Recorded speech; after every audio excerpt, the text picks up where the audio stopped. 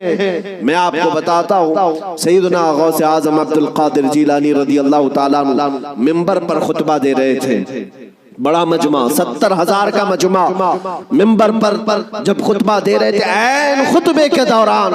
چھت پر سے ایک نہایت ہی کالے قسم کا سانپ نمودار ہوا، جس کی ہیبت ایسی تھی کہ مجمع میں سے لوگ ادھر سے ادھر ہونے لگ گئے۔ اس سانپ کی دہشت سے لوگ گھبرا گئے، لیکن وہ سانپ چھت سے اوپر سے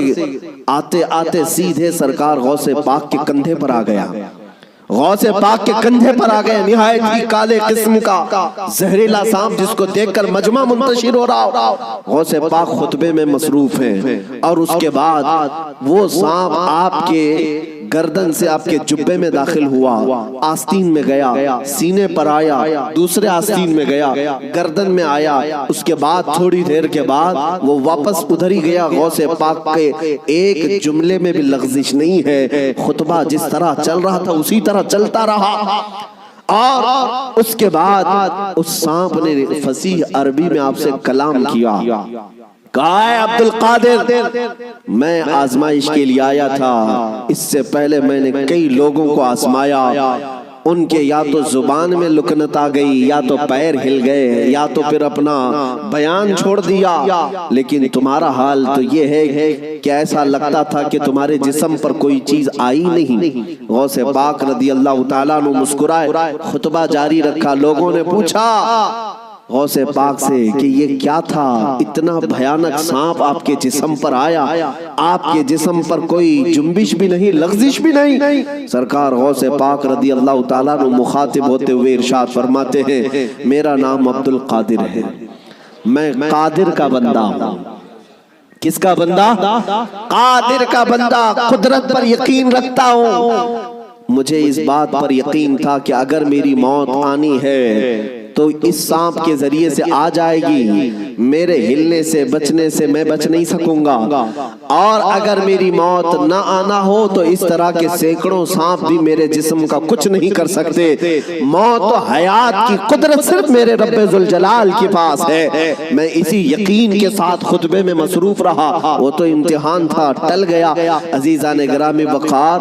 اس بات کا میں آج آپ کو اعلان کرنا چاہتا ہوں، اگر آپ قادری سلسلے سے بیعت ہیں تو غوث پاک کی اس استقامت پر قربان جاؤ۔ آج اس طرح کے زہریلے سانپ اگر تمہارے ارد گرد آ بھی جائیں، تمہیں اس بات کا یقین رکھنا ہے، موت و حیات کا مالک میرا پروردگار ہے، موت و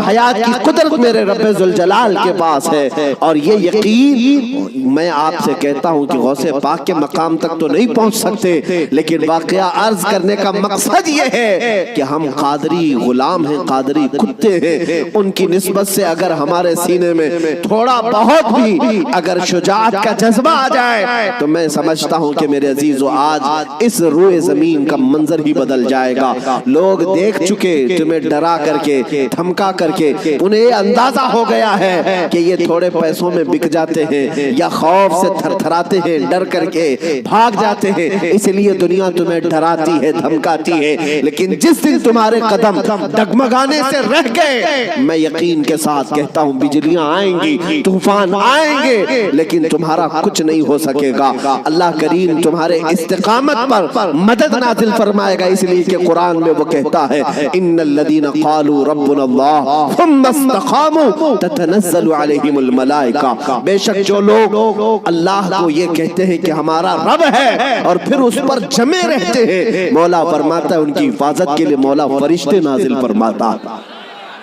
جمے رہنا، استقامت، ڈٹے رہنا، یہ آج تمہاری ضرورت ہے میرے عزیزوں۔